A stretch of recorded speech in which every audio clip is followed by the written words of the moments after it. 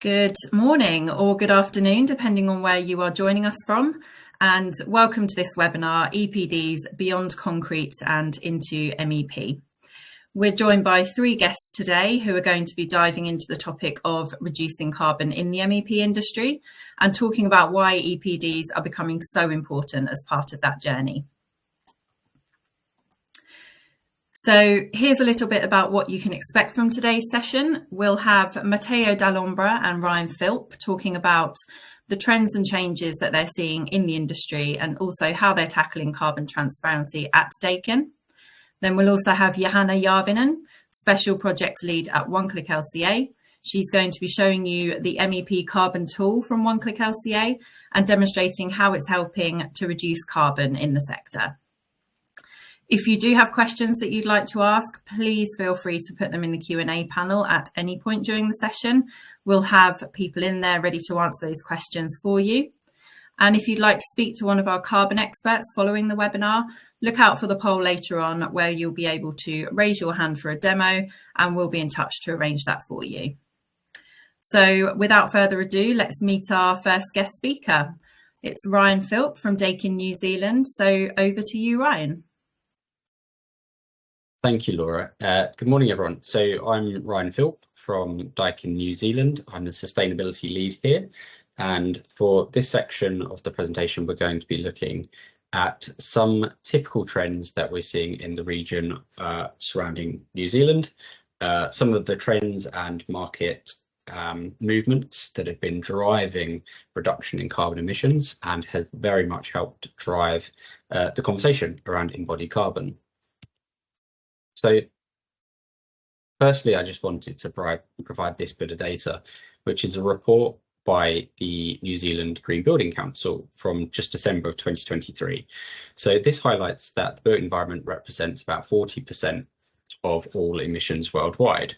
Of those emissions, about 10% comes from construction activities. In New Zealand, however, we're looking at about approximately 20% of our emissions emerge from the built environment, and about 10% of which are embodied in building materials. So throughout the next few slides, we're going to look at some of the regional trends that are driving discussions and policies on embodied carbon and some of the benefits as well as some of the current limitations that we see. So there are many carbon reduction trends that we are seeing globally, and various countries within the Asia Pacific region have been implementing these strategies to address climate change and reduce carbon emissions. It is important to note that within the APAC region, it's quite diverse. So there are different countries which have really different levels of economic development, energy profiles, as well as their own social and environmental challenges. Some common approaches that we do see and initiatives across the region I've highlighted here. So, for example, many countries are party to international agreements like the Paris Agreement, which is committing to taking action to limit global temperature rise. These countries often participate in global climate negotiations and are working towards achieving their own national determined contributions. Some countries, including China, South Korea, and Japan, are exploring or in some cases have already implemented carbon pricing mechanisms to incentivize businesses to reduce their carbon footprints.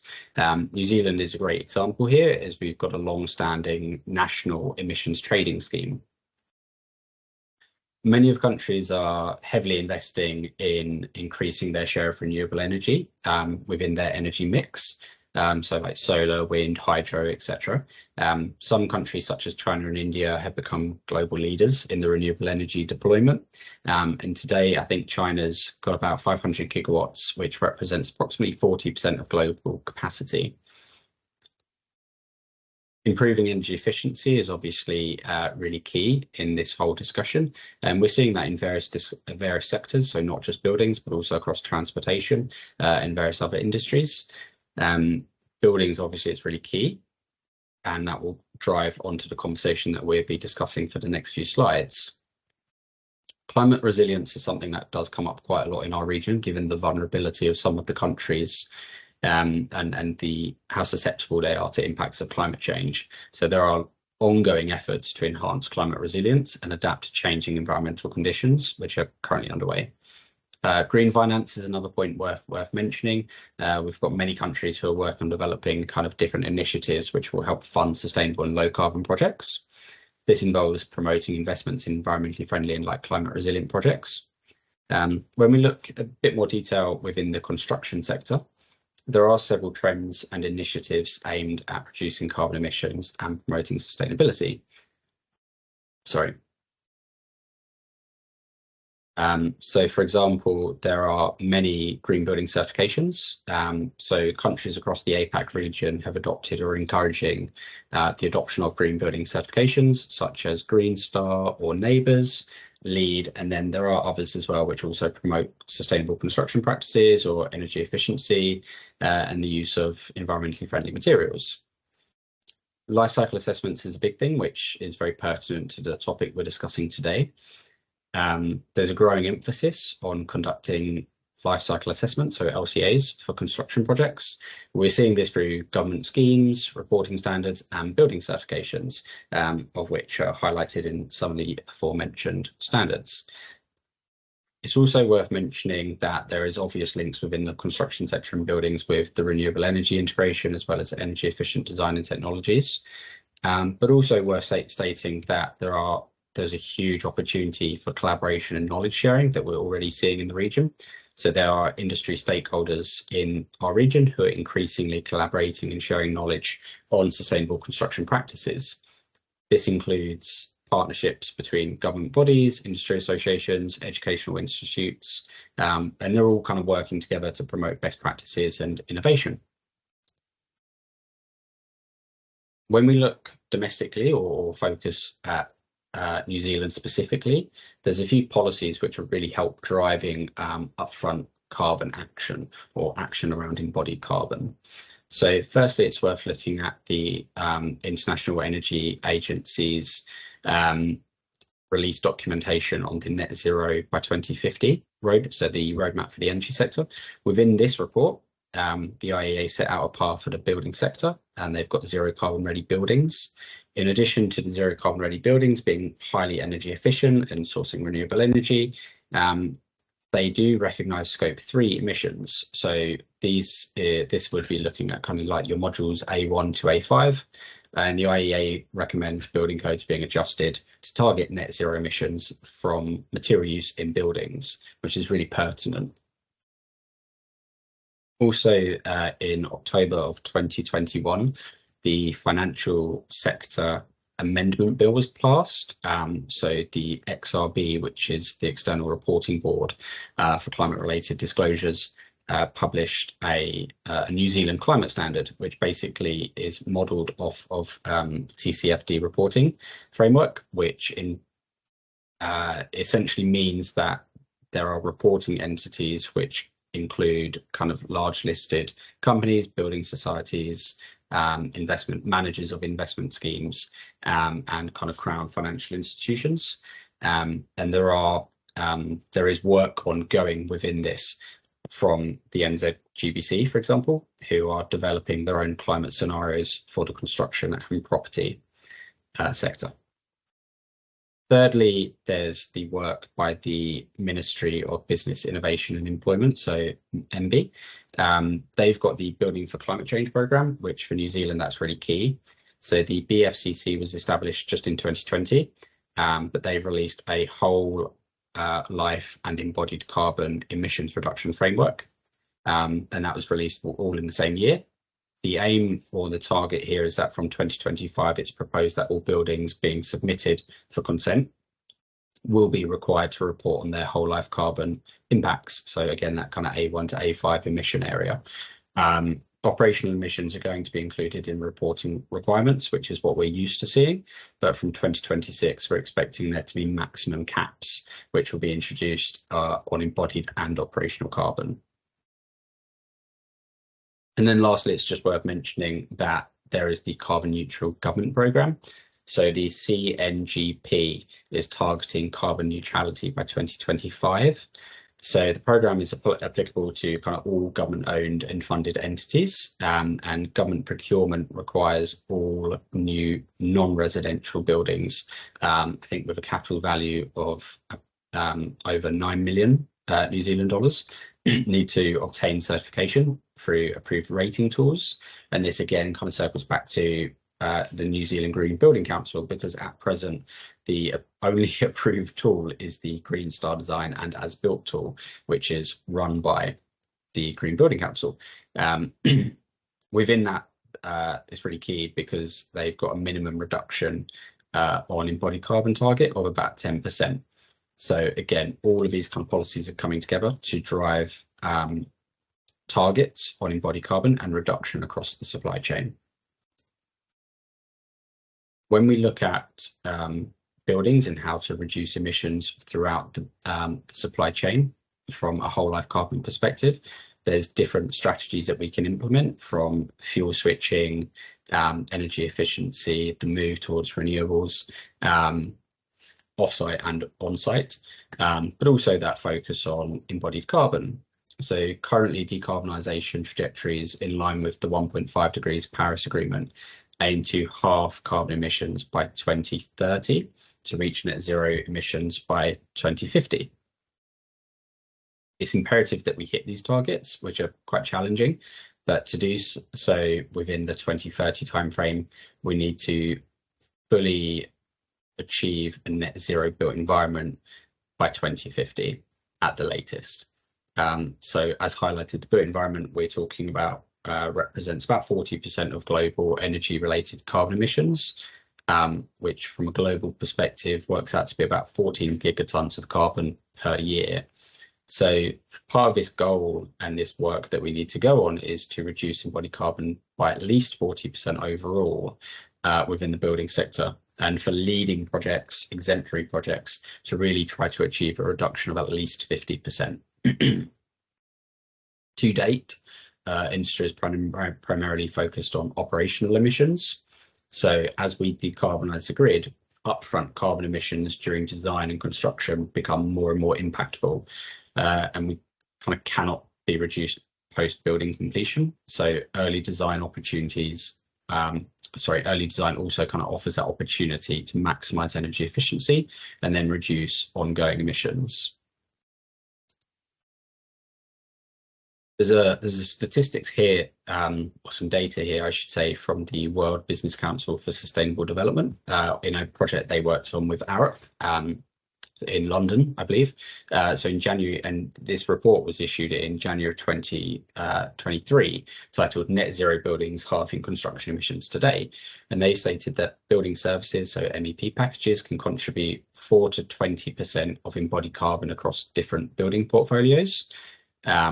And then just to kind of tie back with that reference from the NZGBC report that came out in December of 2023, we're saying that MEP typically would only contribute about 10% of a typical breakdown of construction for kind of a new office building.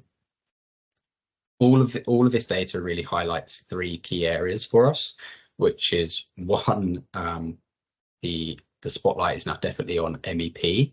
I think for a long time we've been looking at kind of bricks and sticks across the industry, the big kind of high carbon intensive aspects of buildings, and now it is our responsibility as a sector to work together to make sure there is credible data. So that kind of goes on to the second point, which is making sure that there is credible data and making sure that we are working together to provide additional research opportunities so that we can bring forward data, wider pools of data, which also applicable in our country and kind of region specific. So within the APAC region, we need to make sure we've got our own data sets that we can use. As with Europe and America, etc., we can't kind of keep relying on individual research pieces from around the world. We need to start taking action and moving forwards together. And then lastly, that kind of is the last point there, which is it really highlights that there's an opportunity for collaboration and knowledge sharing, as with the opportunity to kind of speak on webinars such as this and engage with wider audiences so that we can kind of promote and develop and further the discussion. So that kind of brings us nicely on to EPDs and kind of why they exist, what they look like, and some of the benefits. So in 2014, the Life Cycle Association of New Zealand, so LCANZ, and then the Australian, sorry, the Australian Life Cycle Assessment Society launched the EPD Australasia program for developing and registering EPDs in Australia and New Zealand. There are other EPD schemes globally. So you've got the International EPD System, which is located in Sweden, and that provides the basis for the EPD Australasia program. But you've also got the IBU, which is in Germany, predominantly just focused on construction projects, I believe. EcoLeaf, which is in Japan, which has been running for like 10 years. UL Environment for the United States, and then there's also EPD programs in kind of China, Korea, and Taiwan. And the benefits of EPD programs are, or EPDs and the program supporting them are numerous. There's some research within New Zealand from brands, so the Building Research Association for New Zealand, which highlights just some of these. So just to run through those benefits is that primarily having an EPD really helps design teams and their clients gain recognition in building environmental rating tools. So for example, the New Zealand Green Building Council awards up to 7 points for using LCA to evaluate the environmental performance of a building. So that's where EPDs can really benefit in that opportunity, in that section.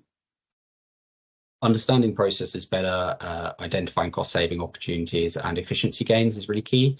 So if you undertake an LCA for where EPDs are required, you're collecting a ton of data, which will look at and analyze many parts of the business, allowing identification of like hotspots where environmental improvements can be made. The result is that you can have a far more comprehensive environmental understanding of your business or product, and then that will really help performance across different product sectors and categories, which can then be benchmarked and then compared to identify resource and energy efficiency opportunities. Another benefit is the communication with customers aspect. So developing EPDs provides an opportunity for manufacturers, importers, trade associations to kind of communicate clearer with customers and other stakeholders. So declaration of potential environmental impacts helps to meet an increase, helps meet the increasing desire and demand for design from design professionals and clients for that transparency of data. It also helps cut greenwash, which is really key at the moment. There's been some changing in EU regs, and over in New Zealand, we're pretty hot on that. So registration of independently verified EPDs, which kind of complies with international standards, like ISO standards, as an example, really provide a robust platform for declaring environmental impacts. Trade associations, so this is probably quite a niche example, but what we can sometimes see with EPD programs is that trade associations and sector bodies can reduce the cost of an LCA model development for members within their association. So EPDs and LCA models can typically be quite a large cost element. So if you have got a trade association or sector body who are commissioning the development of a single LCA model, then participating members can have access to that, which can save them on like times and costs, like on resources essentially, which is really key for, especially for some of the SMEs. And then there's also the kind of the opportunity for future development. So future linkage to building information modeling, so BIM platforms, and there's the host of information that can be embedded there. But in the future, this data in an EPD can be added to these BIM objects as kind of like metadata, which then facilitates the calculation of building environmental impacts in a BIM on BIM, but that can really help transition us to realize buildings as material banks to help move towards a more circular economy approach. There are some limitations, the kind of three that really stick out is that EPDs by themselves do not directly show that a product is environmentally better than alternatives. It is simply a declaration. But then that moves on to another point really, which is within that declaration, they don't necessarily always cover every environmental impact. Some can be quite limited, so it's worth understanding what data has been inputted. So for example, kind of toxicity, land use, biodiversity impacts and social impacts aren't always or even usually reported. So there are other sources of information that may be required to make sure you're having there are balanced decisions being made from a sustainability point of view. And then lastly, also special care really needs to be taken when you're using different EPD comparison to make comparisons. So EPDs produced using different standards or different PCRs, or even just developed onto different programs may not be directly comparable. So stages of life cycle reported within EPDs need to be the same to make sure that you've got the same functionality of a declared unit. And then just lastly, kind of moving forwards, connecting EPDs and outputs to planetary boundaries is an emerging approach that we're seeing, and that aligns with the environmental impacts of the products with the broader context of global ecological limits.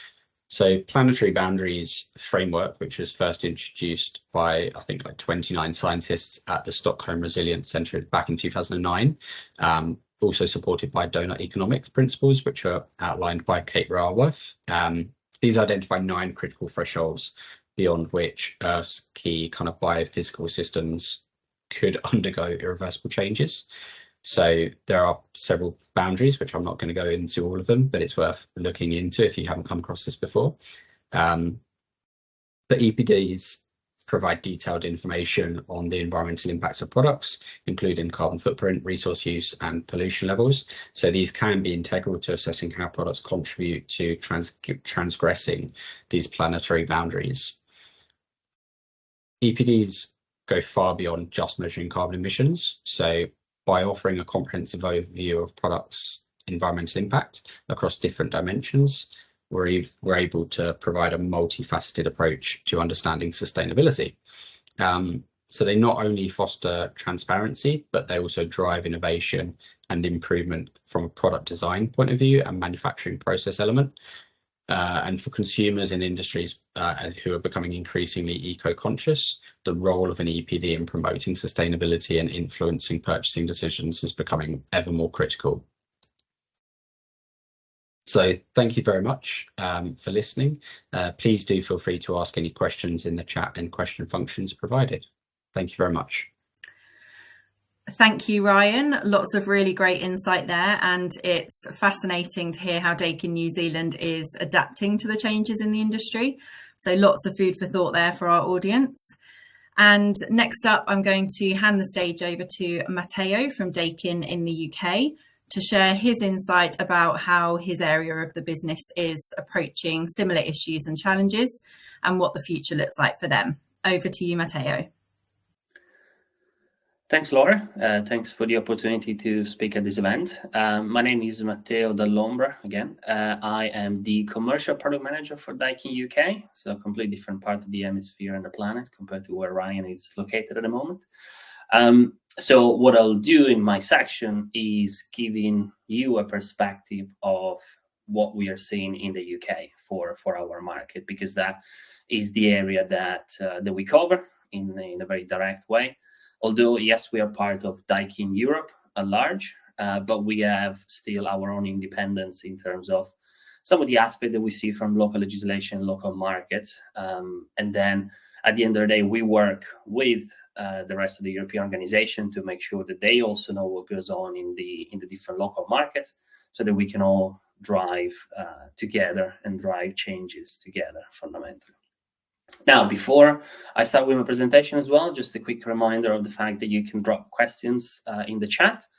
So while I'm going through my presentation, if anything sparks question and interest, drop a note in there, and then we'll go over them at the end of the session. But with this sort of housekeeping out of the way, let's get to the meat of the presentation in a sense. And keeping with the theme, what I wanted to show you is what we have been doing in the UK when it comes to some of the products innovation that is driven by trends that we've been seeing in the market when it comes to green buildings, and fundamentally how we, as a responsible manufacturer, we are trying to set ourselves for success, but also making sure that we give our customers, indirect and direct customers, all the tools that they may require to, again, be very successful in this ever-changing environment. It is also this year quite a nice milestone for Daikin in general, because we are celebrating 100 years since the original inception of the company. And it's almost fitting, in a sense, that we are celebrating this milestone with some of the changes that you will see in a second and what we are bringing into the table. For us, specifically, one of the things that we use and we see as a driver, and we are constantly sort of using it as a benchmark of reference, as a way to understand how we should move our product portfolio, is in general what the European legislation is trying to strive for. So in this case, the idea of massively and drastically reduce carbon emissions in general. But of course, the building sector, it is a big component of these overall carbon emissions. We've seen many studies. You read it and you hear it everywhere about the fact that one of the major responsible is the heating systems in residentials, but also in commercial buildings. And so the idea of moving away from fossil fuels, natural gas and gas boilers, and going more toward sustainable and renewable type of energy, which can then be used to drive more sustainable technologies, such as the likes of heat pumps. So we know, as I said, we know that the European Union is driving for that significant reduction. There's been recently, only just a couple of weeks ago, basically, some confirmation again from an F-gas point of view in terms of where we're going to go, and so what kind of refrigerant we can use, how much refrigerant we'll be able to use. So we now have fundamentally a very clear picture of where legislation wants to drive us and take us. And so what we can do now with this information is be ready. And as always, as the big organization that we are, we want to stay ahead of the curve, in a sense. And so we've already been looking at product development 10, 15 years down the line. So we know that essentially once the change comes, we are ready for it. So we will not be taken by surprise. And so what you will see today is essentially how we are evolving on our major product lineup to be fully in line with this direction. So to allow us, and as I said, our network and our partner to continue to be successful in these ever-changing times. And again, striving for the lowest possible carbon footprint in buildings. One of the other reasons why, of course, we are looking at making all these kind of changes, and not just from a product portfolio point of view, but also from a point of view of how Daikin, and specifically I can talk about Daikin UK, wants to change the way that we do business, is because it's becoming more and more clear. I mean, it's nothing new, but it's certainly something that, again, our entire network is paying way more attention to, is the fact that us, as a supplier of our partners and our customers, we represent a portion of their own CO2 emissions. So we are seeing, again, many of our customers and partners trying to reduce their carbon footprint in the way that they are doing and business. And of course, what they're doing is that they're then looking at their network of suppliers and said, well, what are you doing about it? And so we are engaging in these conversations. And because we effectively represent Scope 3 emissions for our customers, it is critical for us to do as much as possible to do our part so that we can set everybody else for success. So this is an area where in the last 2-3 years, we've been focusing quite a lot. We've already started to change some of the way that we do business. There were some quick wins, some more challenging elements that we are trying to change and that we are constantly working on year over year. But it's clear that there's no hiding from it, and the only way to actually set yourself for success is to do it properly, and to properly look at how you do business and what you can change to make things better overall. So one of the things that we are changing, and again, this is a process that started about 3 years ago, and it's now almost toward the completion, is the product lineup. Because at the end of the day, that's what we supply into the market. So we provide certain amount of products for all different class of projects. And we want to make sure that whatever we provide onto the market is the best possible options for the specific applications, and it's done so in a responsible way. And I'll come back toward the end of where we're going in terms of data and information. But fundamentally, for us, it starts from the product itself and how can we make the product better in many different ways. And one of the areas that we changed, which lead us to talking about EPDs in just a second, is providing more and more data. One of the core values of Daikin is absolute credibility, and this is an area where we, of course, pay a lot of attention to, and we want to improve as much as possible. And so one of the things that we are changing with this new lineup of product is the amount of data that we provide into the market, the level of depth, and the some of the new areas that we're now evaluating with these products. But what you're looking at here, this is our full lineup of VRV5. This is the flagship product from the commercial portfolio of Daikin, so very dear and near to my heart in a sense.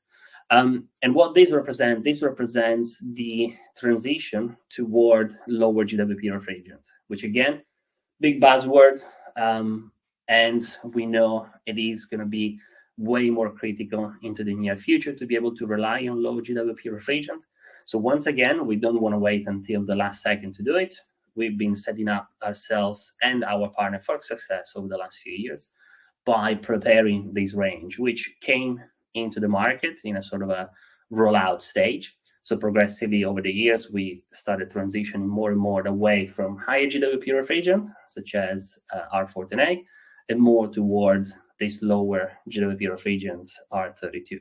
So what we have nowadays is the entire range of air-cooled products, from the very small ones, the mini VRV, up to the very large ones as a heat pump and also as a heat recovery. So basically, we can cover 100% of the commercial applications from small to medium to large with our range of VRV in R32. And as I said, this is being represented a major shift change because it requires a lot of research and development in the background to make sure that the products that we can supply, it is safe, it is more efficient, but as we know, it's incredibly more important nowadays, is the best choice for the environment.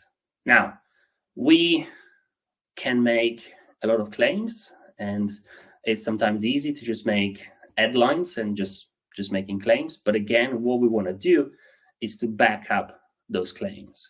And the way that we decided to do is by sort of pursuing what we call the certified excellence. But fundamentally, what that means is having certifications available for our products that independently sort of confirm our claim in essence.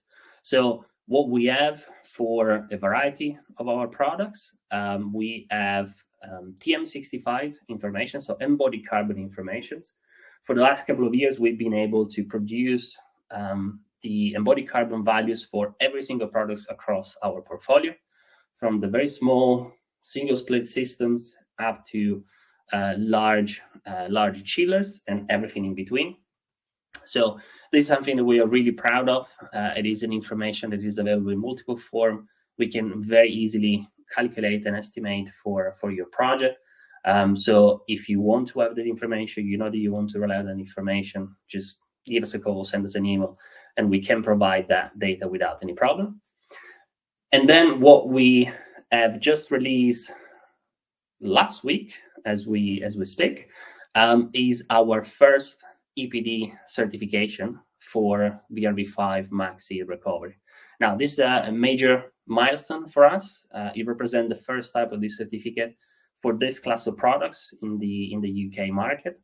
And it is a major shift because, of course, as you know, EPDs are independently certified documents. So a third-party company needs to validate your submission. So you cannot just make claims and get away with. But it also represents a massively strong foundation that we can use to then build even sort of stronger and better relationship with the market and with our partners when it comes to be able to demonstrate that we're doing the right thing for the environment and making sure that we can provide products that are truly there to deliver on the promise of reducing carbon emissions for the HVAC industry. So the EPD specifically, it is new for us. As I said, we just released the first one last week. We also have a second document for different type of product, the exhaust air EPAM. So that's more residential products dedicated to the creation of domestic water. But what we have set up in the background is now processes whereby we are going to essentially go back to the rest of the portfolio, fill the gaps with EPDs for all our products. And now EPDs, what are becoming? They are becoming the standard norms for every new product. So anything new that you will see be brought to the market by Daikin, not just Daikin UK, but Daikin in general, will have EPDs as part of the standard documentation that we provide. So the same way that you would expect an installation manual and service manual and so on and so forth, you can now expect an EPD certifications. And we know that this must be the case because it's the only way for us to truly demonstrate that we are continuously doing the right thing when it comes to lowering carbon emissions. And just in closing, I want to leave you with a practical example of the importance of, for example, switching toward lower GWP refrigerant. So what you see here is, again, a practical example of two like-for-like systems, so two identical systems that would be equivalent from a point of view of what they would be delivered in terms of capacity into the space, based around our mini VRV lineup, which is one of the most popular one. One outdoor unit, 4 indoor units. On the left-hand side, what you see is a comparison. Again, this data comes from the EPDs that we have for each of these documents, each of these products. And you can see the direct comparison and what is the impact of just choosing the better refrigerant that is available for us. So on the left-hand side, you got the R410A systems. On the right-hand side, you have the R32 system. And you can see how jumping to the lower GWP refrigerant can immediately provide you, in this case, a 27% reduction in the total life carbon. So this is why we are strongly behind the push for R32 in this segment. So we know that R32, it is absolutely 100% the right refrigerant for now and for the future when it comes to this class of products. And that's why we made all sort of investments to make sure that the entire lineup was going to be available in this new refrigerant because of factor like this one. And again, thanks to the fact that we now have certification available, we can easily and clearly demonstrate these aspects with hard evidence. And with that, I'd like to thank you very much for your time today. Once again, as I mentioned at the beginning, if you have any question, just feel free to put it in the chat. We'll be reviewing them shortly. And back to you, Laura. Thank you. Excellent. Thank you, Matteo. Lots of ground covered there about Daikin UK's approach to driving the decarbonisation process. A quick reminder to our audience, if you do have questions, please drop them into the chat. We're monitoring those and we're answering them for you, so please do ask away. And now we're going to hand over to One Click LCA's Special Projects Lead, Johanna, to take a look at the MEP Carbon Tool. So Johanna, the stage is yours. Hello everyone, I'm Johanna Jarvinen from One Click LCA. I'm just here to talk about what we can help you to measure your carbon on your mechanical, electrical and plumbing parts in your projects. So One Click LCA, those who don't know, is a construction manufacturing LCA software developer. We do different kind of software depending on what you want to measure in buildings and manufacturing and infrastructure, and also offer a lot of different training courses. So we also have different tools depending what stage of the projects are. So you can use the tool suite from the beginning of the designing or until the end. And we do work closely with a lot of different players in the construction industry, from manufacturers to developers.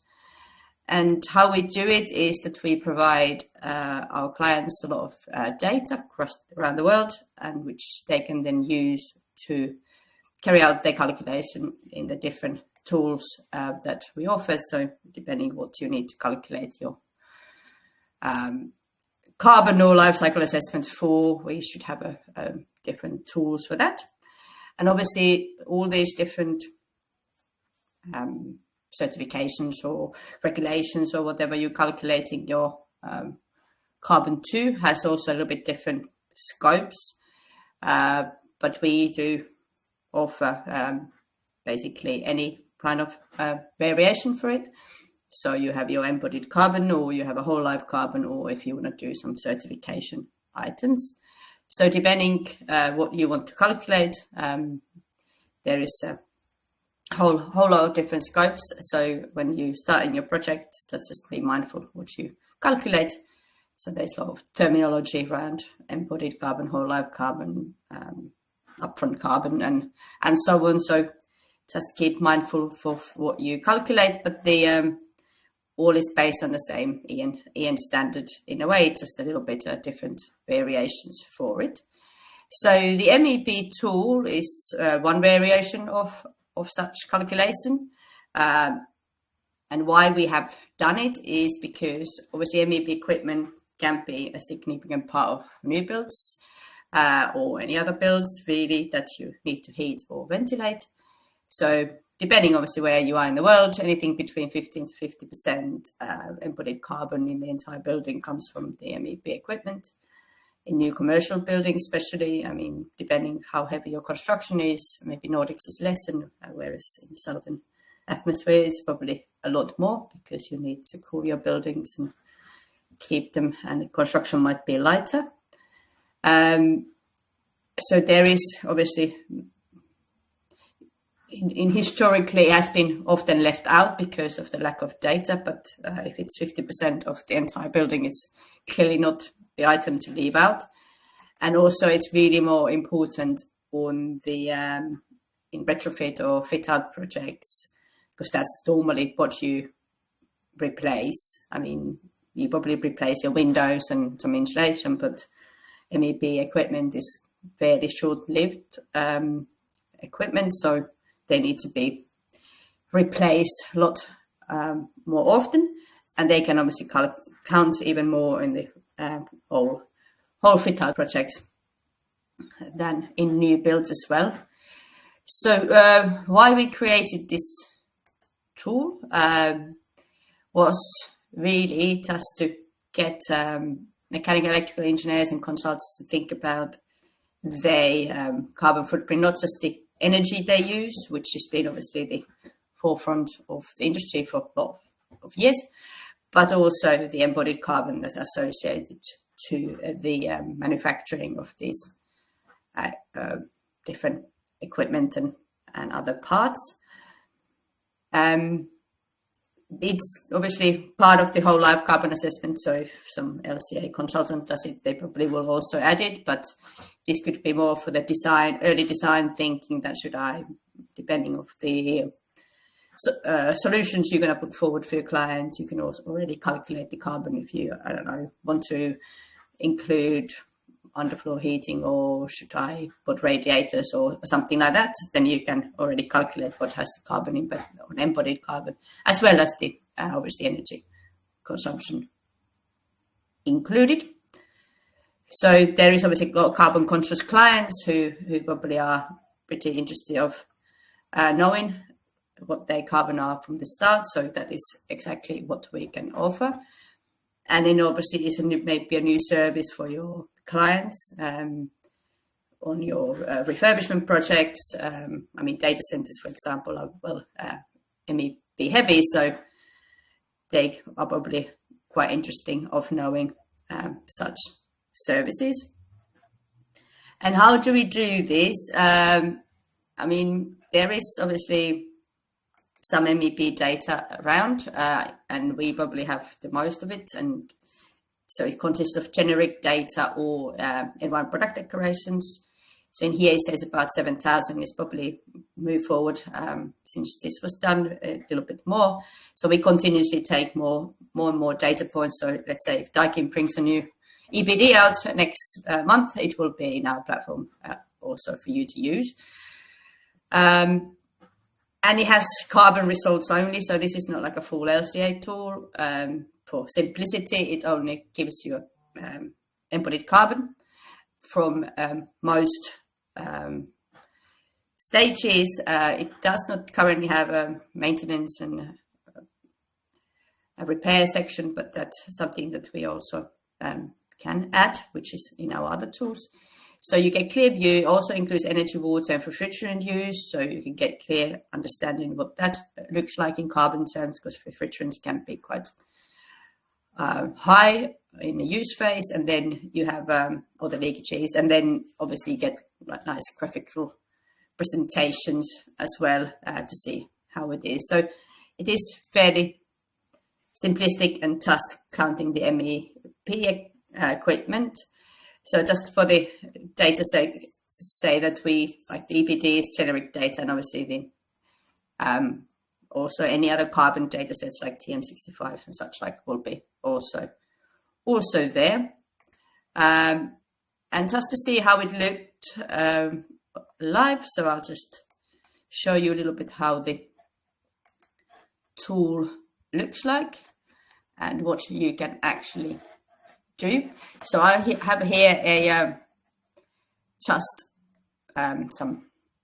a project. I have done 2 options. I have underfloor heating with ventilation VAV, and then I have a gas boiler with similar ventilation. So just to model a couple of options, and then you can compare them here on the main page. And these are the total carbon numbers in kilos of embodied carbon. And then we can have a look. The inputs looks like this. So you have building materials, the energy consumption, the water consumption, calculation period, emissions and removals, which means the refrigerants, the B1 there, and then the building area. And then there's a ways of importing the data as well. So you don't necessarily need to manually enter anything. You can also import it from where you might have one.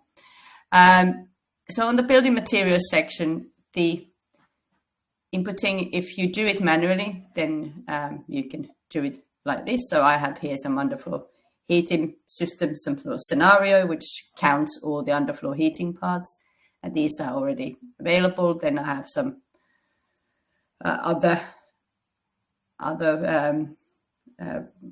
variable refrigerant flow systems and some piping and such like. So if I wanted to add something to it, let's say I've forgotten to put my copper piping, you could try to find here what we have. So let's say if we have some copper, I don't know, rods or something that has not been added, you can just type things in, or some pipe systems or whatever that might be. So you can just find here some data sets. So these are all like generic data, and then you can find a lot different kind of pipes here. Also, if we wanted our copper pipes, which are, let's say, 40 mil cross, then you can just select them here, and then you have to give them a unit. Obviously, meters is probably easier for pipes. So if we have 100 meters of it, then you will, after you save it, get a figure for the carbon figure for your pipes. So all of these will have a embodied carbon figure associated. So it comes always from, let's say, this data card has all the collection of the information. So you would have where this data is coming from. So this is all eco-event data. Then minor profile, global warming potential, and such like is provided in these data cards. And then this data card, obviously the carbon figure there you saw is multiplied by the meters, and then you get the figure for the materials. And then it also has a transportation, which comes from transportation figures. Construction, meaning the waste, allocated waste. These are default figures, you can change them. You have also already some wastage here from the end of life scenarios as well. So you can look into quite granularly what has been inputted. And then here you have the other options. So you have your energy consumption. So if you've done energy modeling of your system, you can then add the quantities here. So there's different units again, and different kind of energy consumption depending where you are in the world. So so this has information around the world in here. Also you have other fuel demands, not just electricity, but gas and biogas and other wood logs and whatever else. You can also model a bit of district heating, district cooling, or exported energy if your building might be negative in energy. Same goes with water. You can add your water consumption of any of in use. So if you have done some water calculation, you might say that they use 100 cubes of water or kilos or tons. Calculation period, well, it depends how you want to calculate. Typically, the EN standard says 60 years. If you do it per, let's say, for Europe, then it's 50 years. So, but this is completely open. You can change it. And then for emission removals, you can add any kind of refrigerants that you have available. So all the current refrigerants will be here. Obviously, most of them seem to be banned in the EU, but there is the few that still are used. And then you have to put how much there is refrigerants in the building, the annual leakage rate and end of leakage rate, which kind of information you always find from the manufacturer's data sheets normally, what their typical leakage end of life are. And then you have put obviously some sort of indication how big the building is. If you already have an area there, it will be included. So I have a very large office building in question. And then you get your result. So as long as all of these have something, obviously you could just look materials. You don't necessarily need to look energy and water, but to get more accurate presentation, then this is kind of good scope to consider. So now you have your construction materials, your transportation to site, and the construction and installation process here split out. And then you have your in-use emissions, so what actually happens when the building is being used. So the refrigerant leakages, your material replacement and refurbishments, energy consumption and water. And then you have end of life and external impacts are calculated for you, so you don't need to worry about them too much. And then you get nice most contributing materials, so you can see what are the biggest impacts. So no surprise, some are for 10.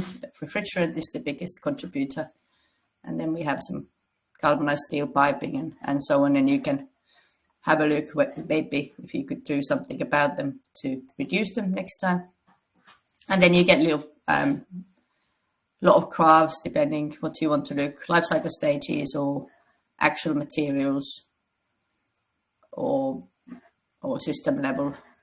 So there's different presentations, and these can be all downloaded and in Excel or some nice images to your reporting purposes. If you so, you could also look some annual graphs and so on. But yeah, that's an overall how it works. There's also more result reports in Excel and Word reports, and Excels can be printed out for your own purpose, pretty much any way. And then I was doing one calculation is maybe not that interesting, so you probably want to compare different ones. So now I had the other comparison, and you can have a look how they compare. So clearly, transportation is higher here. So it's a refrigerant use because the gas building didn't have any ventilation by looks of it. Then energy consumption is not higher, and so on. And you can also do the comparison in the main page, and you can do obviously more than two. So you can compare them also over here as shown earlier. So you can have a look them side by side, and you can also just make copies. And let's say, I don't know, HVAC option, let's say, with some recovery, and then you can go and do your HVAC option, and then there is more options to compare. So you can keep on going. Any number of options can be done, and you can also then follow them through in different design stages. So obviously now these are the same because I haven't changed anything, but I can now go back to the building materials and start changing my calculation to anything I want. So if I didn't want any more my variable air volume handling unit, I just delete this off, and my radiators as well. And my boiler, and then maybe find some HVAC item here. There is also like a building system and construction, so you could have a whole HVAC unit with, I don't know, let's say, do we have anything for office buildings, for example? You can do it per area. So this was 10,000 square meters. So then we have a whole, some sort of a supply there, and then we can get our HVAC units dotted around, depending how many there is. You can just select the unit and the power and decide how many, take from your design how many there is. I'll just maybe make it up, but that's not the right. That's not the right one, is it? Systems.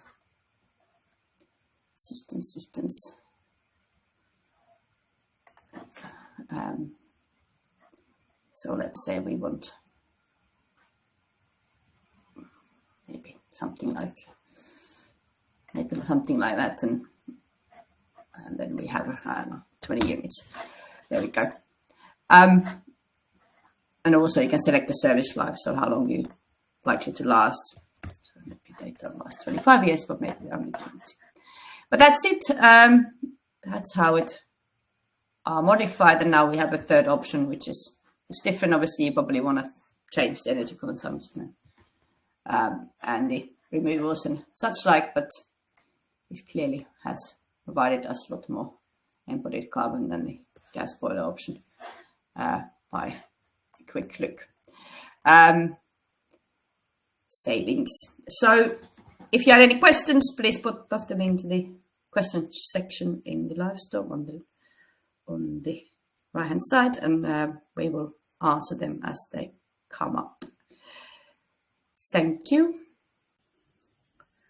Thanks, Johanna. Hopefully that's given our audience a good idea of how the tool is helping manufacturers in the sector to analyse and compare their carbon impacts. If you do have questions about the MEP Carbon Tool, please do ask those in the questions box, or alternatively, if you'd like to see more of the tool and see how it could benefit your organisation, please do reach out to us following the session. And as we're nearing the end of the session, you will see a poll showing up on your screens now to see if you would like to go ahead and book a demo with One Click LCA. So if you would like to find out more about the MEP tool, any of our EPD software or any of our other tools, please go ahead and click yes, and we'll be in touch shortly to arrange that for you. And if you want to find out more about EPDs and how other organisations are using them, please do sign up for our next webinar. This is happening on the 12th of March. We'll be hearing from Dia Dalipi from specialist construction firm JRL Group about why they're using them and how it's helping them to secure a more sustainable future. And finally, if you'd like to keep in touch with any of our speakers from today's session, please feel free to connect with them on LinkedIn. And just finally, thank you to everyone who's joined us today. We hope it's been an insightful session for you all, and we'll see you all again soon. Thank you.